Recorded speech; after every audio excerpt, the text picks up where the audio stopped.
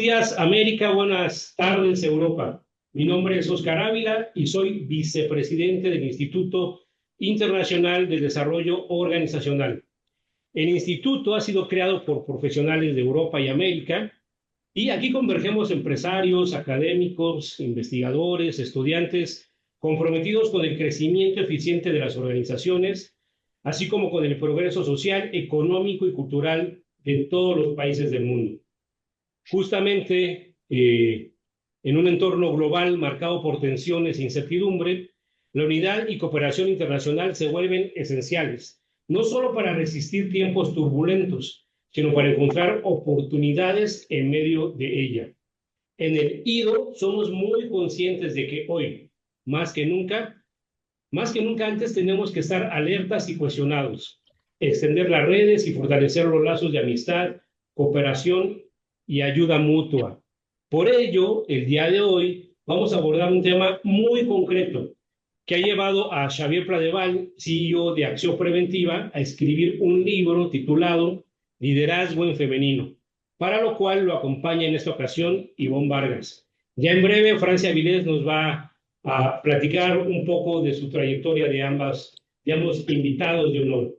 Quiero hacer notar que apenas sobre este tema, fíjense ustedes este dato, apenas un 4.8 de los puestos de liderazgo en las compañías Fortune 500 están ocupados esos puestos por mujeres, 4.8%. Sin embargo, también las estadísticas nos dicen que las compañías con al menos 30% de mujeres en puestos ejecutivos obtienen un 15% más beneficios, según McKinsey. ¿Cómo explicamos esta contradicción?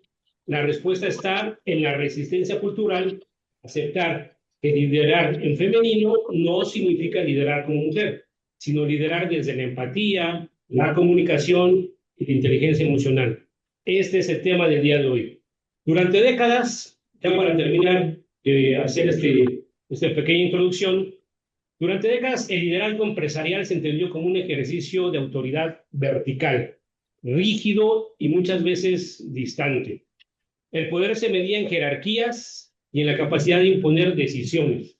Sin embargo, en el siglo XXI, en este siglo, estamos viendo un cambio de paradigma que no solo cuestiona esa visión de liderazgo vertical, rígido, sino que la reemplaza por un modelo más humano, más cercano y sobre todo más eficaz, el liderazgo en femenino.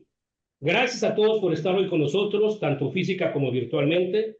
Nos honran con su presencia también destacados miembros del IDO, como es el caso de Alexandre González, que es el presidente, Manuel Egea, Francia Vilés y Uriel Naum. Habrá un tiempo después de que nuestros invitados de honor nos platiquen acerca de este interesante tema. Habrá un tiempo posterior para dudas, comentarios, ¿ok? Por lo pronto cedo la voz a Francia Vilés para que por favor nos presente a los expositores de este día.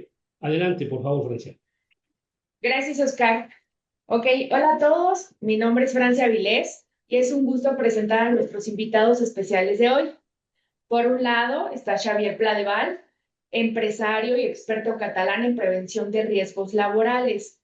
Es fundador y CEO de Acción Preventiva, reconocido internacionalmente como uno de los mejores profesionales en la rentabilización de la inversión preventiva en las organizaciones.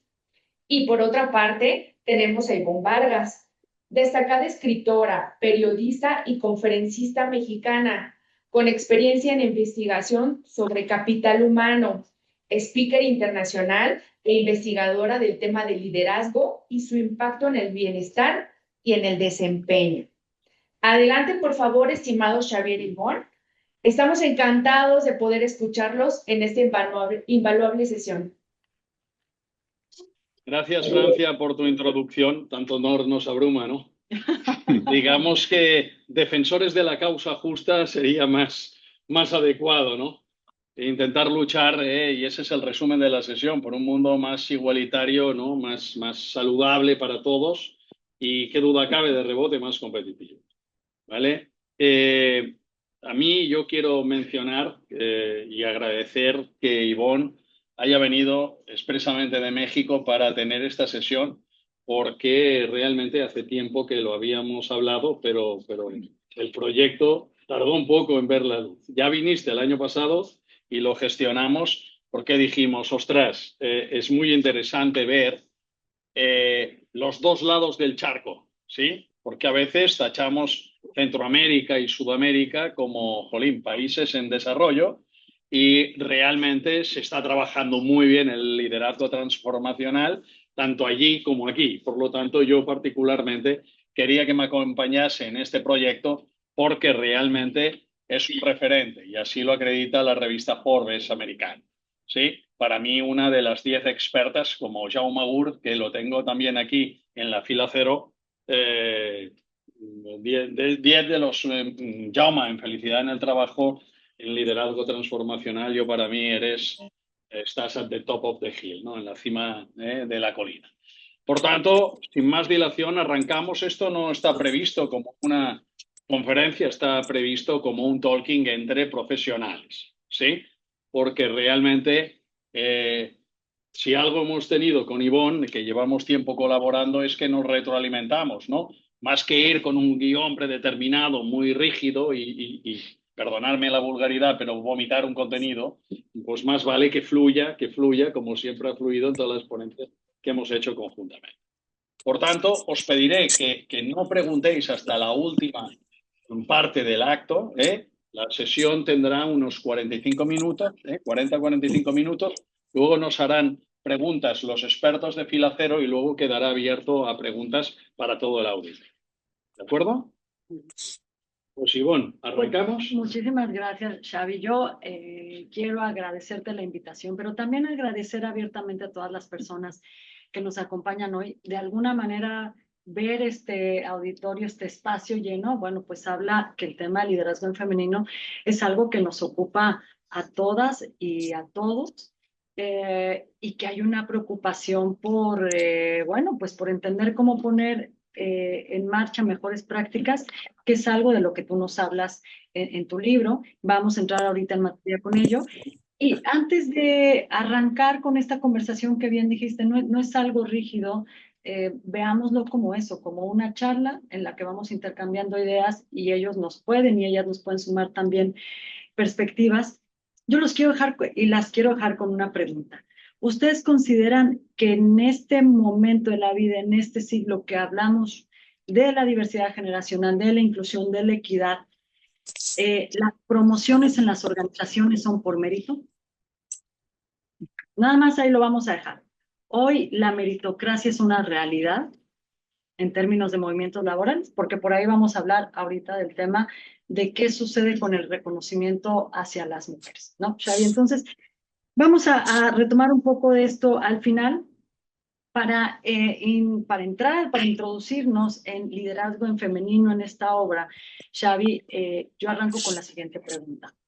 Entiendo que cuando tú estás preparando este libro es producto de un estudio, de una encuesta que se hace para conocer cómo se vive el tema de diversidad generacional, pero de repente la obra final nos habla de las mujeres en las organizaciones.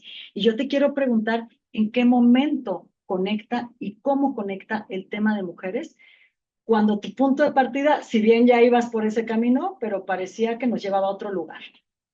Bueno, yo te voy a contestar ahora mismo, pero os voy a pedir un favor, Sofía Ode, repartir hojas y bolis, que veo que han quedado todos los bolis allí. Si alguien quiere tomar alguna nota o algo, que puedan hacerlo, porque... Vamos a ver, yo cuando arranco este libro, esto sale de, ¿cómo te diría yo? Como una situación que se da en el COVID que no me acabo de creer cómo pasaba. Viene el COVID y nos deja a todos compungidos. Y realmente, ostras, nosotros desde Acción Preventiva nos las prometíamos muy dulces. Nosotros nos dedicamos a la prevención de riesgos laborales, todo y que siempre, desde hace más de 25 años, me he metido en temas de liderazgo transformacional, pero la esencia era la prevención. Y llega la prevención, bueno, llega el COVID y mis técnicos, hombres y mujeres, se frotaban las manos porque decían, bueno, nos vamos a quedar en casa, ¿no? Vamos a trabajar desde casa, ¿no? Y viene un santo día que nosotros no tenemos ni idea de COVID, como cualquier hijo de vecino, porque no teníamos histórico, y viene aquí el ministro de Salud Pública y nos dice, ustedes al frente de Juventudes. Como dice, si yo pasaba por aquí. Y nos dice, no, oiga, con que nadie sabe nada, los prevencionistas serán los que por exclusión saben más. Y oiga, pues gracias, pero oiga, que yo pasaba por aquí.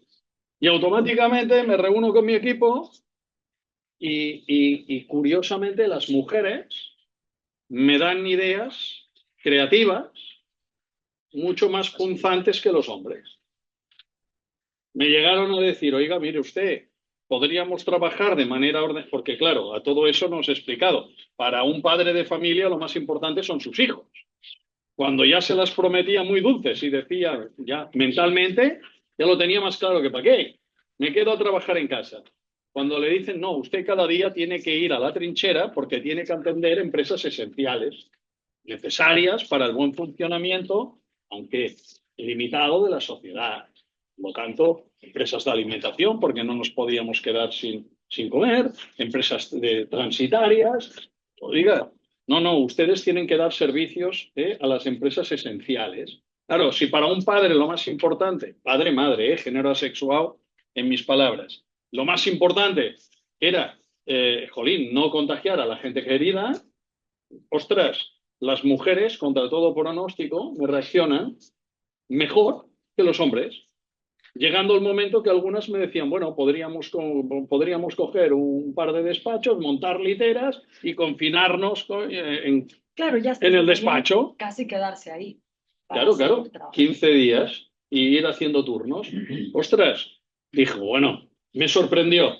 Pero luego vi los 5 países que menos muertos y menos infectados habían tenido. Noruega, Suecia, Dinamarca, Australia y Taiwán. 5 países gobernados por mujeres. Cuidado, cuidado, cuidado, que aquí se está cociendo algo. Aquí pasa algo. Viendo y rascando cómo habían gestionado estas mujeres, pues resulta de que ves que lo hacen desde la consulta, la participación y el diálogo. Emma Solberg, la presidenta de Noruega, dice, ¿por dónde me... Bueno, hace consulta, participación, con un gabinete de expertos y dicen, ¿por dónde me van a salir las setas? ¿Dónde se me escapará el accidente? Bueno, la accidentabilidad, los infectados. Por la gente joven. El señor mayor, a la que vea que se le ha muerto el vecino, un familiar, uy, se le arruga el ombligo y se queda en casa y es disciplinado por miedo. La gente joven que va de sobrado porque está en plena vitalidad, fruto de la edad, me la va a pegar. Y automáticamente en Masolver, pensamiento creativo, se reúne, llama uno por uno a todos los influencers del país. Les dice, chicos, os necesito. Salía con ellos y automáticamente todos los influencers a generar conciencia. La presidenta de Dinamarca dice, ostras, también consenso con los sabios del lugar y dice, ostras, es difícil ir a un chaval que es arrogante y que va de sobrado, es difícil. Y dice, vamos a complementar esto con la gente, los niños pequeños. Los niños pequeños estarán en casa. Se carga absolutamente todos los dibujos animados del país y ficha hindús y todos los dibujantes de Dinamarca para generar dibujos animados sobre el COVID. De tal manera que cuando el padre no se ponga la mascarilla, el niño genera conciencia bottom-up, de abajo arriba. Papá, ponte la mascarilla que te vas a morir. Un padre no quiere quedar en evidencia delante de su hijo. Ese fue el origen. A partir de aquí dio lugar a un estudio en profundidad. 2.000 empresas pasaron por el estudio más de 26.000 personas y derivado de lo cual se procesó, entre otras muchas cosas, cómo estaban liderando las organizaciones y el resultado fue que nos quedamos apabullados hicimos un ranking, ¿vale? Viendo el resultado que habían sacado, ¿no? En base a cuestionario, hicimos focus groups, ¿vale? Entre otros con la colaboración de una asociación que también hay en esta casa, que se haga, y pedimos ayuda a varias asociaciones, ¿vale? Para que nos echasen un capotazo. Comprenderéis que 2.000 empresas y han pasado más de 25.000 personas por la tabulación de la encuesta. No solo nos quedamos con la encuesta, hicimos diferentes focus groups para contextualizar en el contexto Claro. que estaban contestando, y a partir de aquí hicimos un ranking, cogimos 10 sectores de actividad y los medimos. 10 sectores de actividad, y de cada sector de actividad o microsector de actividad de esos 10, cogimos una empresa liderada por mujeres y otra liderada por hombres, de más o menos las mismas dimensiones. Se dedicaban a lo mismo y más o menos las mismas dimensiones. El resultado fue espectacular. Una muestra, ya la punta del iceberg, las 20 empresas mejores que mejores resultados habían tenido, 10 lideradas por hombres, 10 lideradas por mujeres. En el ranking de las 10 primeras, el resultado fue... No sé dónde ha salido, pero bienvenidos. ¿Alguien nos quiere comentar algo sobre el tema? Pues de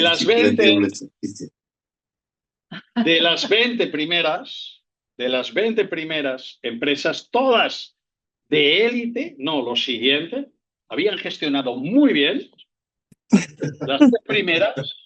De las 10 primeras, 8 estaban lideradas por mujeres y solo 2 por hombres.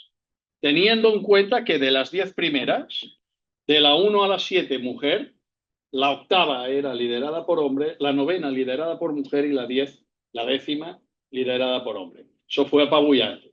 Y a partir de aquí me dio para coger, y en función de todos esos datos, repito, 2.000 empresas, más de 25.000 personas pasaron. El resultado es apabullante. Derivado del resultado salió el libro. Claro. Ahora, no quiero hacer un spoiler. Seguramente aquí ya la mayoría ha leído el libro, y de las personas que están conectadas también o lo van a leer. Decía yo que no quiero hacer spoiler porque vale mucho la pena llegar hasta la parte donde hablas de esos casos de empresa. Pero a lo largo de toda la obra, Xavi, tú vas contando cuáles son esos 5 atributos o competencias que distinguen ese liderazgo de las mujeres. Entre ellos hablas de empatía, de colaboración, de comunicación, pero aquí viene la pregunta. Resiliencia. Resiliencia, por supuesto, una gestión en equipo y resolución de conflictos diferente. Este tipo de competencias, a veces las mujeres, y esto te lo cuento desde una perspectiva de conversaciones en el instituto, ¿no? En el que trabajamos con el tema del propósito, que les preguntamos a las mujeres, ¿ser empática juega a favor o en contra tuya? Depende de los límites que pongan. Y una buena parte de las mujeres dicen, es algo que inclusive se ha trivializado. Ya los jefes me miran como, bueno, eres mujer y te tienes que saber comunicar, ¿no? Naturalmente. Pero tú hablas de estas capacidades de una manera muy distinta, inclusive como aquellas que le permiten a la mujer ser estratégica y pelear su posición más de fondo. En la pregunta, y ahora sí viene Xavi, ¿por qué estas competencias y cómo puede ser que la mujer las utilice a su favor en lugar de mirarlas como algo que juegan en su contra? Bueno, muy fácil, ¿no? Porque evidentemente tenemos que hacer una campana de Gauss, ¿no? Las colas, por exceso o por defecto, hay que descartarlas. Pero evidentemente cuando hablamos de empatía, estamos hablando de ponernos en el zapato del vecino, ¿no? Entonces, cuando la persona empatiza, ¿sí?, sale de su zona de confort. Simplemente lo que tiene que saber es poner límites, ¿sí? No estamos diciendo malcriar a la gente de tu equipo, ¿sí? No estamos hablando de consentir. Estamos hablando de hacer un esfuerzo importante por conocer a la gente, su sentir y su vivir, su pesar. Y a partir de aquí, desde el conocimiento, saber cuando damos, por ejemplo, instrucciones, si no quiere, no puede o no sabe. Si no sabe, le enseñamos. Si no puede, le damos medios. Si no quiere, cuidado, Houston, tenemos un problema. Por tanto, veremos cómo lo gestionamos. Evidentemente, pondré una connotación taurina con la muleta templada, porque evidentemente tenemos un problema, pero hay que saber llevar al toro, ¿sí? Porque el toro nos puede pegar una cornada, depende de cómo gestionemos. Sí. Lo que está clarísimo es que desde la empatía, la consulta y participación y diálogo se consiguen unos resultados que os podría decir espectaculares, porque en las empresas que lo estamos probando, y os lo corroborará Fátima, que la tengo aquí delante, o Víctor, que también está por aquí, por cada euro invertido, ¿sí? Empresas que esto lo están practicando, estamos consiguiendo entre 15 y 23 euros de retorno por cada euro invertido. Esto es una brutalidad, ¿sí? Nos estamos intentando romper los cuernos para conseguir un 5% más de competitividad y de beneficio en la organización, y a la hora de la verdad caemos en errores básicos, ¿vale? Fundamentales, y ese error fundamental es la miopía del día a día. Por tanto, repito, la pregunta que tú me has dicho, empatía, ostras, eso puede ser, ostras, visto por los hombres, oye, eres demasiado blanda porque eres demasiado empática. Pues habrán unos que sí, otros que no, pero a la hora de la verdad, bien gestionado, ese es un atributo, ¿sí? Yo siempre hablo de la empresa sensual. La empresa sensual es aquella que enamora al trabajador. Yo no creo en la retención del talento, ¿vale? Yo para mantenerte conmigo no creo que lo más adecuado sea ponerte un grillete y atarte a la pata a la mesa, ¿sí? La empresa sensual es aquella que enamora. Evidentemente, cuando enamora, cuando sale la persona de la zona de confort, intenta conocer a la gente para luego poderla entender, y a partir de aquí tampoco creo en la igualdad. Eso de la igualdad para mí es una falacia. Creo en la equidad, a cada uno aquello que necesita. Pero dime cómo le vas a dar aquello que necesita si no has hecho el esfuerzo previo de conocer a la persona. Por supuesto. Ay, y te voy a citar casi en un contextual de estos atributos. Xavi describe estas empresas lideradas por mujeres como más estratégicas en resolución, propician la escucha activa y una retroalimentación con más detalle que les permite llegar a una estrategia diferente. Pero con todo esto, seguimos, Xavi, de alguna manera, pareciera como en una resignación silenciosa, ¿no? Quiero decir, llegamos a otro marzo, y esto no importa si es México, si es Latinoamérica, es global, llegamos a un marzo donde vemos a mujeres bien preparadas con estas competencias, pero pareciera de repente que eso no es suficiente para lograr una promoción y como que nos resignamos a que la equidad se quede en cierto punto o a que sea una cosa de cuotas. ¿Por qué, Xavi? Bueno, eso depende de los valores del país y de las organizaciones. Evidentemente hay una connotación país importante, ¿sí? Yo que doy vueltas por el mundo, cuando tú te mueves, ¿vale? Por países anglosajones o nórdicos, te das cuenta que la promoción de la mujer, o sea, como pongo en el libro, esto no va de sexo ni de género, va de talento.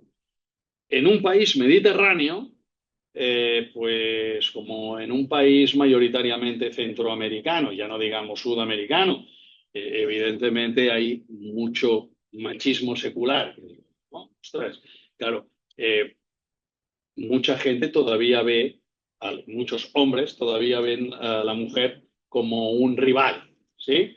Lo que está claro es que el pensamiento estratégico, mayoritariamente de la mujer, bueno, pues conjuga el arte de la seducción mucho mejor, y por lo tanto el pensamiento estratégico es mayoritariamente, si haces un comparativo, yo hablo por el estudio que hemos hecho, el pensamiento estratégico de la mujer está más dotado mayoritariamente. ¿Por qué?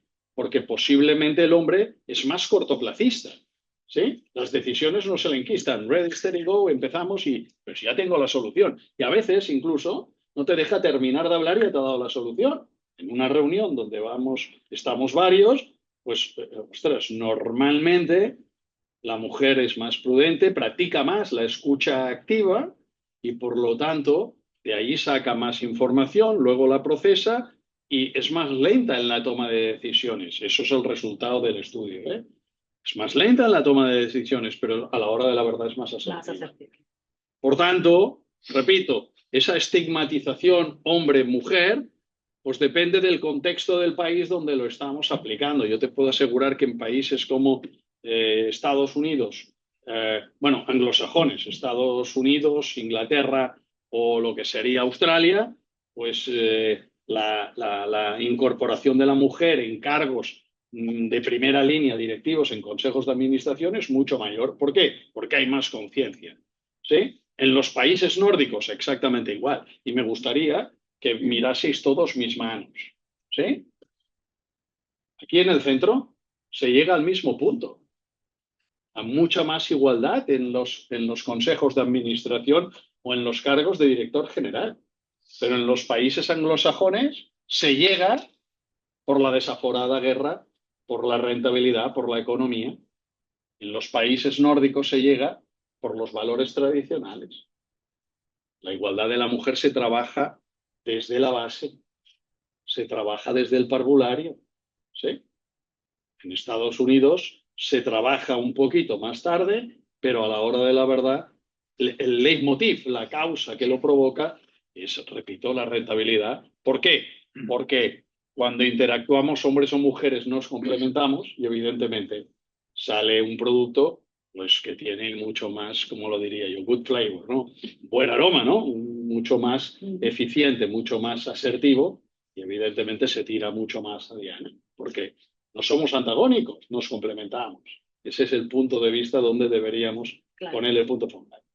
Ahorita voy a regresar a esta pregunta de cómo hacerlo con una frase que te la he escuchado con frecuencia y me gusta mucho, Xavi, que tiene que ver con mirarse el ombligo. Y entonces, echar para adelante. Esa es tuya, no esa es de tu autoría. La van a encontrar en el libro también. Les quiero compartir muy brevemente en el Instituto del Propósito en el que trabajo en México, hacemos una encuesta en la que se le pregunta a colaboradores y colaboradoras cómo viven el bienestar en diferentes dimensiones. Y el trabajo, las promociones, lo que representa tu vida profesional, es parte de ese bienestar. Yo les preguntaba al inicio, ¿consideran que en esta época a los ascensos y a los movimientos se llega por mérito? Porque es asombroso. Nosotros entrevistamos a 55,000 colaboradores, que incluye una visión de América Latina, y encontramos, por ejemplo, que las mujeres, el 94% tienen un mejor desempeño frente al 80 y pico % de los hombres. Probablemente se esmeraron más y llegaron a resoluciones distintas. No obstante, si yo te diría más o menos, casi el 40% de los hombres obtuvo una promoción durante el 25 que representaba 5% más de salario. Y el 19% de las mujeres está en esa condición. Hay una disparidad que nos hace pensar que, por supuesto, aunque el talento existe, aunque las competencias existen, no hay un reconocimiento. Hay una cultura que a lo mejor sigue favoreciendo más la disponibilidad de horarios, sigue favoreciendo la respuesta inmediata. ¿Cómo te miras el ombligo y cambias eso, Xavi?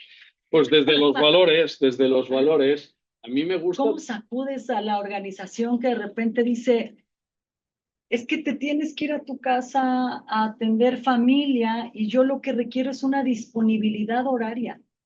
Requiero una disponibilidad de tu pensamiento aquí. Te requiero, mujer, tú que eres más estratégica. Bueno, esto es muy fácil, la contestación, ¿no? Depende de lo que queramos y si a la hora de la verdad resultados cuantitativos o cualitativos. Entonces, una competición igualitaria pasaría por una competitividad en resolución de problemas, ¿no? Bueno, pues una gestión del desempeño, ¿no? Y ver qué consigues, ¿no? A mí me gusta mucho una frase de Martin Luther King, ¿no? Si no puede ser si no puede ser pino en la cima de la colina, sé maleza en el valle, pero sé la mejor maleza de todo el torrente, ¿no? Nunca vencerás por el volumen, sino por ser el mejor en lo que seas. Oye, no, yo no estoy para hacer competiciones. Eh, Cada uno es como es. A la hora de la verdad, al igual que cuando estudiábamos, uno se concentraba más por la mañana y se levantaba a las 5 de la mañana a estudiar y el otro tenía que tirar toda la noche a base de cafés, te lo montes como te lo montes, ¿no? Pero a la hora de la verdad, los resultados son los que marcan la diferencia. ¿De qué me sirve, gente, tenerla calentando la silla muchas horas si a la hora de la verdad la curva de rendimiento tiene una curva de fatiga y por lo tanto no me rendirá igual la primera hora que cuando lleve 10? Por tanto, a mí me gusta mucho el modelo nórdico. Yo que trabajo con una multinacional noruega desde hace muchos años y he estado en el comité de dirección de Europa y Asia, multinacional Hydro, Noruega, el 33% del accionariado es de la monarquía noruega. Eh, bueno, a mí me gusta mucho, ¿sí? En España no lo hacen así, porque lo intentaron y se estrellaron, porque chocaba con el choque cultural. Pero las entrevistas de selección, ¿sí? Para fichar talento, las hacía. Primero había una persona que se encargaba, hoy con la inteligencia artificial seguro que ha cambiado, ¿eh? Pero yo llevo ahí más de 20 años. Eh, una persona se encargaba de sacar a los currículums la foto. Las entrevistas se hacían sin ver la cara de la persona y todo pixelado y la voz distorsionada para no caer en la deformación género. A partir de aquí, las promociones internas no solo eran valoradas por recursos humanos, sino por los propios responsables de las secciones con las que interactuaban. Eso tiene una riqueza sin igual, porque te están valorando tus compañeros, pero en base a resultados, en base a cuán fácil le haces la vida. Sí que evidentemente tenía una parte, valoraba hasta finanzas, por la eficiencia en la gestión de los medios que te ponían a tu disposición. Por tanto, el ascenso participaba finanzas, recursos humanos y el resto de compañeros que interactuaban con tu sección. Ostras, ostras, ostras. Paremos, recapacitemos, mirémonos el ombligo con espíritu crítico constructivo y veamos la riqueza de hacer las cosas de otra manera, porque que se haya hecho de una determinada manera toda la vida no quiere decir que sea la manera mejor de hacerlo. Por supuesto. Hay varios ejemplos. Me gusta mucho el ejemplo de Nubank que incorporas, donde hablas de cómo ella hace una negociación. Estaba por tener a su bebé. Sí, sí. Está embarazada, pero llega, hace la negociación y por supuesto que nos habla de que el talento es lo que es, no tiene género, no tiene nada, pero voy a retomar el ejemplo de Nu, pidiéndote que nos compartas como audiencia cuáles son 3 prácticas que te compartieron para el libro que las consideras clave como para hacer un movimiento a nivel de cultura. Bueno, Nubank hemos estado, no solo que nos compartió, sino que hemos estado activamente desde que era una startup, desde Fahrenheit Consultors, una empresa que también tengo, una consultora en gestión del cambio. Entramos por un tema preventivo, puntual, pero que a la hora de la verdad estaba Teresa Junquera muy implicada en liderazgo y escasamente en menos de 10 años, concretamente en 8 años, hoy en día son más de 60.000. Empezaron con 16 personas. En 8 años son más de 60.000 trabajadores y a la hora de la verdad es el primer banco del mundo que no tiene sedes físicas, que todo es virtual, es online, ¿no? Entonces, a mí, de Teresa Junqueira, si yo me tengo que quedar, ella es brasileña y daros cuenta que Brasil también es un país machista de mucho cuidado. Entonces, a mí lo que más me gustó es como su manera de tejer nidos de abeja. ¿Sí? Fichaban talento y cuando lo incorporaban tenían que, o sea, compartir transversalmente como lo hacían en los diferentes países. Y se premiaba retribución variable indexada más del 50% del salario cómo procesaban la influencia de los inputs de la gestión de otros países. Es decir, por salir de su zona de confort, interiorizarlo y adaptarlo al territorio. La segunda cosa que me encantó de Teresa Junqueira es cómo, preveyendo esa hostilidad, entre comillas, masculina, repito, Nubank nace en Brasil, ¿vale? Cuando se incorporaba una mujer en el equipo, se le preparaba para liderar equipo. Por lo tanto, desde el momento cero, se trabajaba, si tienes talento, pienses como pienses, bienvenido seas. Y por lo tanto, ya se le entraba en un proceso de aprendizaje de liderazgo.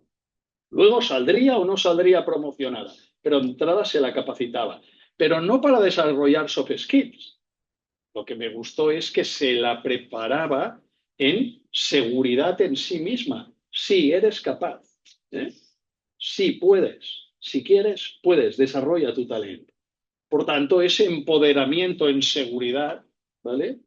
Luego, evidentemente, pues si desarrollaba el talento, sería promocionada no por el haber entrado en este proceso de aprendizaje de liderazgo, era una garantía de que acabases ejerciendo en plaza. Y la tercera cosa que a mí me encanta de Teresa Junqueira es el confeccionar celdas de abeja. Es decir, preveyendo la hostilidad, porque básicamente nace en Brasil y la primera expansión es en los países sudamericanos, luego entra en Centroamérica y luego, cuando se queda embarazada, salta a Estados Unidos y allá se propulsa.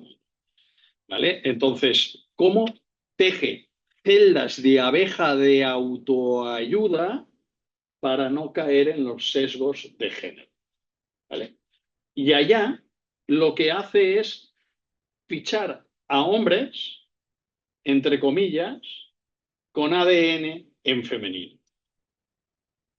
Es decir, que salgan de su zona de confort, que practiquen la empatía, consulta, participación ideal. Importantísimo. Para complementar esas celdas de abeja como amalgama integradora. Esto es un cañón.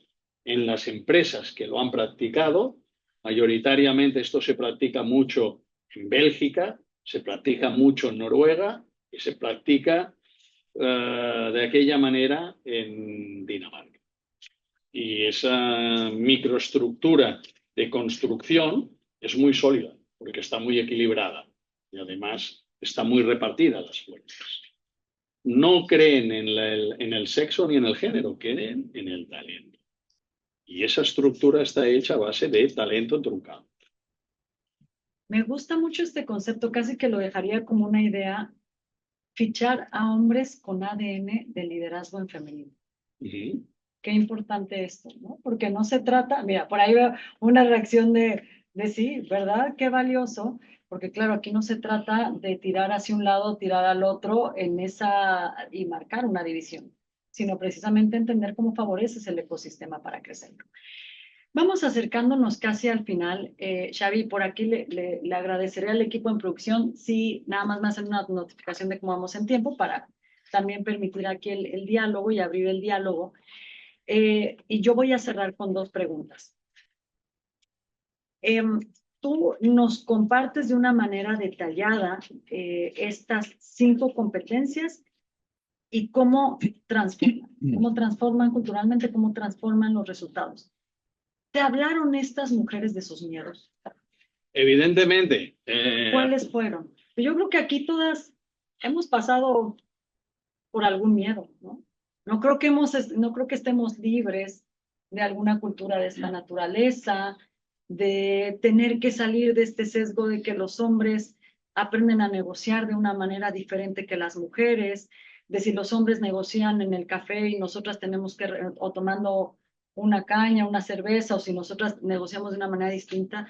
Yo me atrevería a decir que aunque representemos diferentes generaciones, hemos tenido nuestras reservas, ¿no? Y nuestro miedo. ¿Qué te compartieron ellas? Bueno, de entrada, el miedo era mayoritariamente, primer lugar, escénico. La mujer muchas veces no se cree que es capaz de. Lo primero es ser capaz y creértelo. Porque si ya vamos con miedo, hombre, vamos a ver. Yo os pediría que leyeseis un libro de cabecera, ¿no? Sun Tzu, El arte de la guerra, ¿no? Un filósofo del siglo V antes de Cristo, donde dice que cualquier batalla es ganada antes de ser librada. Si ya de entrada vamos compungidos a ya no una negociación, a un parlamento, y nos retraemos, pues eso ya es el principio del fin. Primero, el miedo escénico. ¿Sí? ¿Seré capaz? ¿Por dónde me saldrán? ¿Sí? Segundo, ¿me quedaré sola?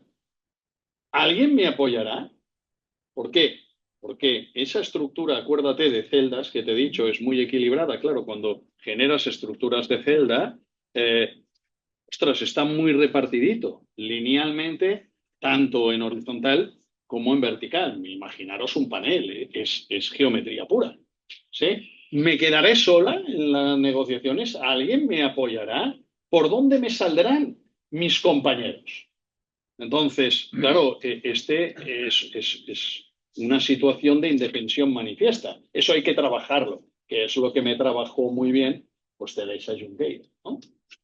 Entonces, claro, a la hora de la verdad, yo siempre digo que lo que mueve el mundo son las emociones, tengámoslo clarísimo.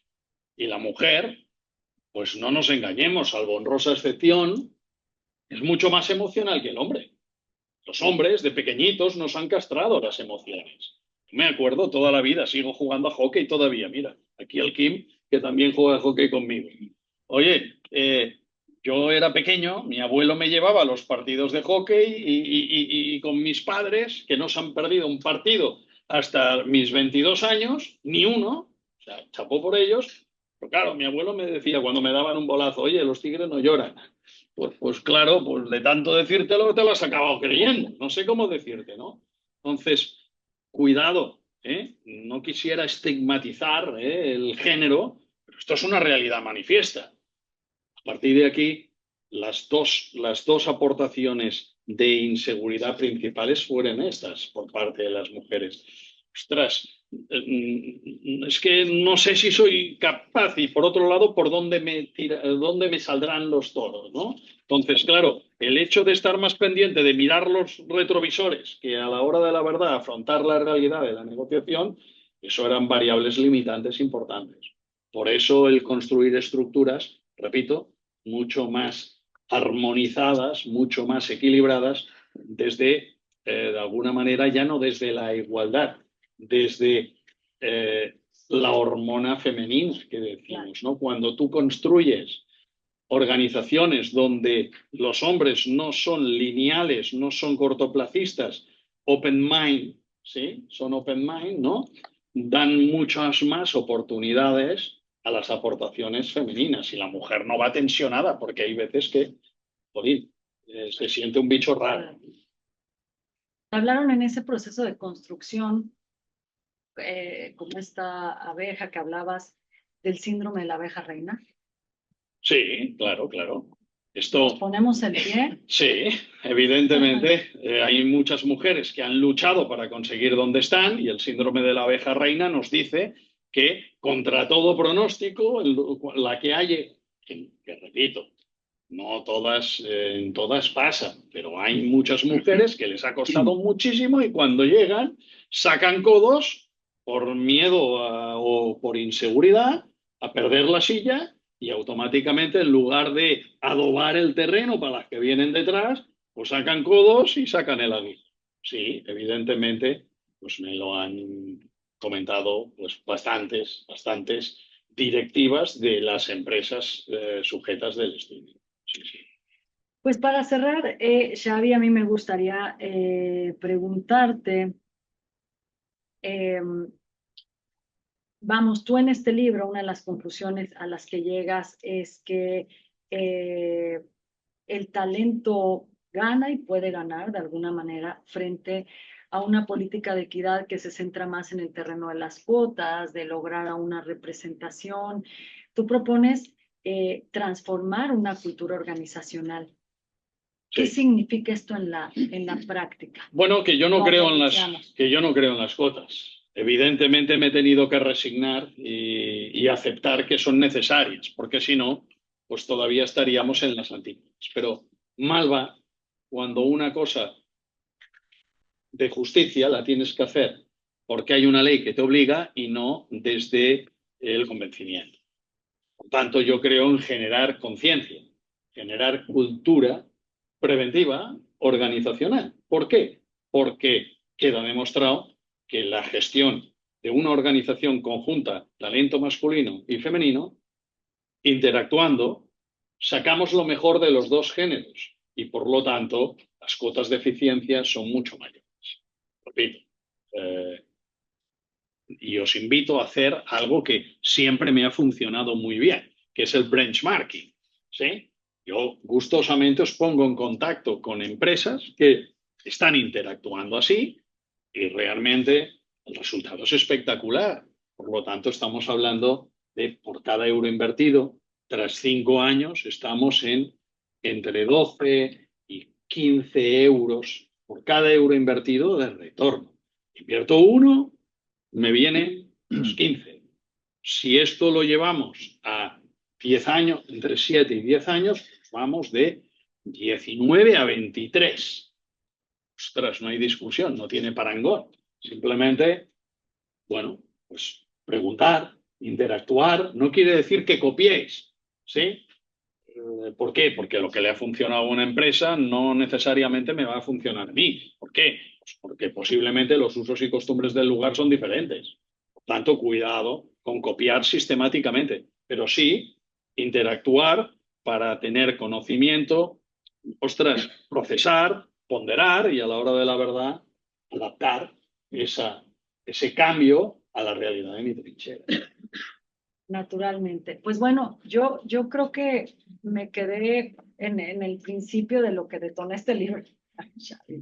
Porque claro, no hemos platicado aquí de lo que pasa también, pues a nivel de formación, ¿no? La gran responsabilidad que hay también desde una escuela, desde una universidad, desde una sociedad, por lograr esta transformación, donde como mujer te sientes un poco más segura, quizá, y vas venciendo este tipo de miedos, de contextos que hay. Pero por supuesto es la invitación a conocer a través de tu libro cuál es el resultado de tener más equipos gestionados por mujeres y al final llegar a esta parte de un liderazgo mucho más humano y mucho más transformacional, ¿no? Por verlo de esta manera. Y es una invitación abierta de veras a que de principio a fin puedan leer. Hay una sección, insisto, que no quiero spoilear, pero las 18 diferencias que existen cuando un equipo lo lidera una mujer. 18 cosas diferentes que suceden cuando está liderado por una mujer. Y dejo a partir de esto, pues, la sesión abierta para comentarios y para preguntas también. Yo simplemente conclusiones, una matización. Hemos dicho que el liderazgo del siglo XXI está basado en las emociones. Otra cosa es cómo lo desarrollemos, ¿no? Pues lo hemos dicho, la empatía, la consulta, la participación y el diálogo. Pero lo que está claro es que el liderazgo del siglo XXI tiene que estar centrado en las emociones. ¿Para qué? Pues muy sencillo. La gran lacra de las empresas en el siglo XXI es el absentismo y el presentismo. Y a partir de aquí, ¿cómo revertirlo? Pues, oye, la piedra filosofal no existe, pero lo que está claro es que si tú al talento lo cuidas, lo enamoras, conseguirás 3 cosas. Por un lado, emocionarlo. Si gestionamos desde las emociones y lo hacemos bien, lo emocionaremos. Por otro lado, fruto de esa emoción, conseguiremos algo tremendamente importantísimo: compromiso, proximidad, ¿no? Proximidad, compromiso. Si no nos comprometemos muchas veces con nuestra pareja, ¿cómo coño lo vamos, perdonadme la vulgaridad de la expresión, pero cómo lo vamos a hacer, jolín, con nuestro jefe o con nuestra organización? Por lo tanto, la emoción es lo que detona la aproximación entre las personas o el rechazo. Una emoción positiva genera aproximación, compromiso. Una emoción negativa genera distanciamiento, rechazo. ¿Cómo pretendemos retener al talento, o mal hablado, retención del talento, si no gestionamos desde las emociones? Nunca habrá compromiso y nunca habrá lo que yo siempre digo, una one company, ¿no? Las empresas parece que sean grupos de gente, en el mejor de los casos, enganchados con loctite, con pegamento, ¿sí? Y eso no es una one company. El espíritu del mosquetero. A mí me gustaría que los que se lean el libro se lean el capítulo del Hotel Nacional de Cuba. Cuando pensamos en Cuba, pensamos en un país tercermundista. El Hotel Nacional de Cuba, buque insignia del país, antes estaba dirigido por Tony, una excelente persona, pero que venía del ejército, era general del ejército. Hoy en día, Tony falleció en el COVID, ¿eh? Yo me lo quería mucho porque llevo hospedado en el Hotel Nacional de Cuba 28 años, yo me lo quería mucho, pero hoy en día lo está liderando Luis Miguel Díaz Sánchez, antiguo viceministro de Turismo, es una persona sociabilizadora, ferviente defensor del liderazgo en femenino, desde las emociones. Los resultados que estamos teniendo en el relevo generacional es espectacular. No os perdáis ese capítulo del libro porque no tiene desperdicio. Y aquí tenemos dos personas que han venido de Cuba para la sesión de hoy. Y os darán fe si queréis luego hacer benchmarking con ellos. Espectacular. Lo que mueve el mundo son las emociones para conseguir aproximación o distanciamiento. De nosotros depende, cuestionémonos cómo lideramos. Es un capítulo excepcional. Y yo para cerrar, Xavi, quiero decir que tu obra me hizo regresarme hacia los archivos, hacia lo que investigo, a lo que veo, a comparar un poco cifras o a verlas. Fíjate cómo algo que analizamos también muchísimo acá es cómo está el índice de bienestar de acuerdo a la generación. Este tema de las generaciones, si eres centennial o si eres baby boomer, entiendo que para las organizaciones a veces puede ser un poco confrontante. Yo me encuentro con empresas que dicen, eso no es cierto, eso no existe. Teníamos dificultades en esa época, las tenemos ahorita y todos las vamos enfrentando de una manera diferente. Pero lo que es cierto, y sí que los números son una realidad independiente del universo que tú encuestes, pero es una realidad que te obliga a ver, a cambiar, que te obliga al cambio, es que en 7 de cada 10 casos, ¿no? En lo que yo analizo, en lo que veo de registro, cuando hay una estrategia de diversidad generacional, cuando incluye esta práctica de sentarte, preguntar cuáles son tus motivaciones, cuál es la necesidad, cómo incrementarías tu compromiso, está impulsada por una mujer. Bueno, porque no deja 7 de de cada ser... 10, cuando tú ves que la empresa trae una estrategia generacional que atiende a estar encuestando sobre las motivaciones que te mueven hacia el compromiso, está impulsada por una mujer, porque para el hombre es una pérdida de tiempo.